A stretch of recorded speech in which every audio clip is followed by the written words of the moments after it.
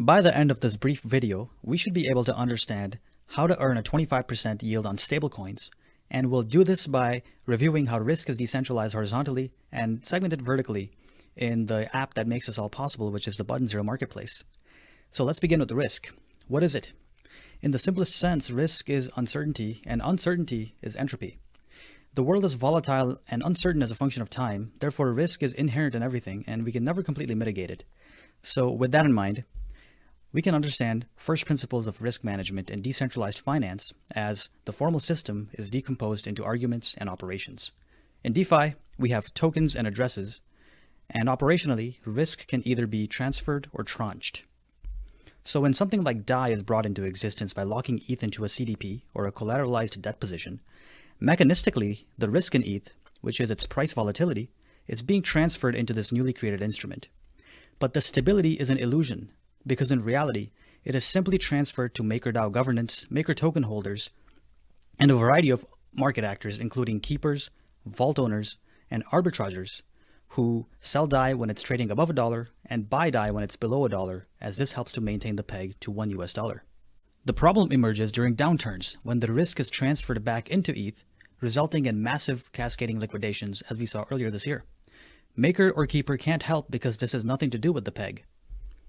This happens when the value of the collateral becomes less than the value of the stablecoin loan taken out against the collateral, causing the CDP to collapse unto itself, resulting in liquidations. Despite having a relatively diverse basket of assets to collateralize the DAI, the disasters could not be avoided. So in essence, risk was not sufficiently decentralized as there remained a single point of failure in the system at the base layer with the collateral. This is also part of the reason that it's difficult for us to issue stablecoin loans collateralized by bank, because the token is so price volatile. Luna was even worse. There was only one asset, Luna, which was used to bring UST into existence, which is the stablecoin of the ecosystem. In place of MakerDAO governance and keepers, the same token was used for governance. And instead of a CDP, the system had a one-to-one minting mechanism. Minting UST was done by burning Luna, while the opposite process entailed redemption. The peg was stabilized by arbitrageurs only on the open market as depicted in their system design. Consequently, arbitrage attacks destroyed the value of UST, while a bank-run escape away from the D-peg precipitated a hyperinflationary spiral of the Luna token, sending the price to zero. Over $40 billion vaporized just like that. Again, risk was not sufficiently decentralized as there remained a single point of failure in the system at the base layer with the collateral. A solution is needed. Zero liquidation loans work by first horizontally decentralizing risk. For example, if one ETH trading at $1,000 were to be used, then the first step would convert the ETH into 1,000 Button ETH tokens worth $1 each. Quite simply, we have inverted the price and quantity such that the total value remains the same. If the price drops to $900, then it would result in 900 tokens worth $1 each, and vice versa if it increases to $1,100, because these tokens are elastic with balances that rebase to $1. There are now multiple points of failure as risk has been horizontally decentralized or rebased. This is a feature of elasticity and the function of the button wrapper. Next, the risk is segmented vertically, and this is done by creating tranches. The elastic button tokens are segmented into button tranche tokens that separate risk, and it is separated into three such tranches. A tranches are the safest, B tranches are in the middle, and Z tranches are the riskiest. Mechanistically, 50% of the risk is tranched into Z tranches, 30% into B tranches, and 20% into A tranches. Meaning that A tranches are safe even if there is an 80% loss of value. Another way to appreciate this is that the safe tranches represent debt while the risky tranches represent equity. Debt is always made whole first before equity, so it is low risk with no upside and is first to be repaid. In contrast, risky Z tranches capture all the upside but are also first to lose value. But why or how would anyone end up with such tranches? Well, this is where the Button Zero Marketplace emerges. Lenders and borrowers can transact in this Web3 bond marketplace offering liquidation-free loans. Lenders can earn a fixed rate interest on their USDT. Borrowers can borrow the USDT at a fixed rate without having to worry about liquidations. A zero liquidation loan.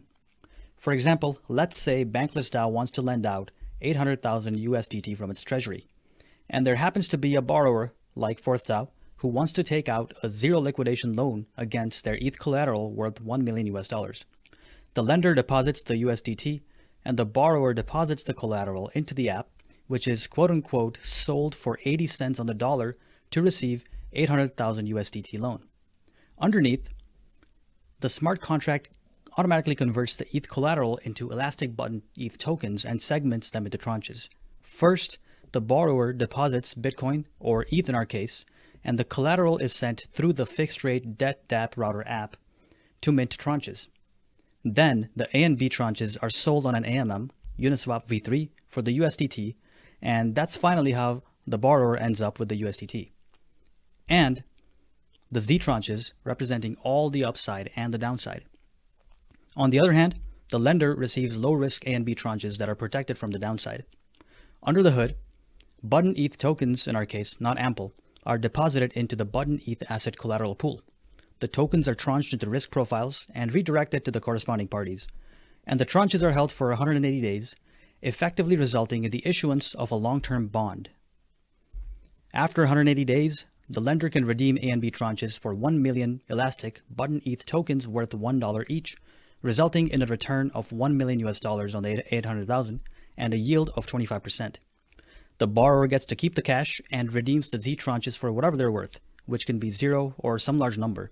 This number can vary widely because if the value of the collateralized ETH has increased after 180 days, then the Z tranche will pay out greater than 1 button ETH token per tranche. So maybe 1.2, 1.5, or even 2 button ETH tokens per Z tranche, which means they'll pay out $2 per Z tranche.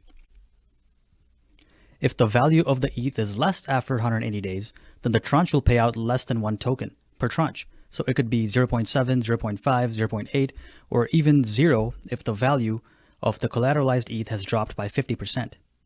If the value of the collateralized ETH has not changed, then it would result in 1 button ETH token per Z tranche. So in summary, through this process of tranching risk, the Button Zero marketplace facilitates positive outcomes for both parties. Lenders get their fixed rate yield and need not worry about counterparty risk. The borrower gets a fixed rate loan with 0 liquidation worries. And as a kicker, the borrower gets to capture upside as well. In other words, the 0 liquidation loan is essentially the sale of a bond at a discount rate to the lender and the simultaneous purchase of a leveraged call option on the collateral by the borrower. The outcome is a win-win. Lastly, AMPL was mentioned a few times, and that's because AMPL is an elastic asset by design. So when it's deposited into the Button Zero app, no button wrapper is required as it can be directly tranched. Because the AMPL Fourth protocol configures AMPL to always return to the Consumer Price Index, CPI, adjusted 2019 US dollar, which is currently at $1.12.5, so that's how much the dollar is inflated by, long-term debts and durable contracts can be denominated in AMPL. As the elastic finance ecosystem has grown since DeFi Summer 2020, a solution for the holy grail of stablecoins is around the corner. The AMPL-backed stablecoin is coming, so I urge everyone to learn about elastic finance and Rebase to facilitate more positive sum outcomes. Thank you very much for your precious attention.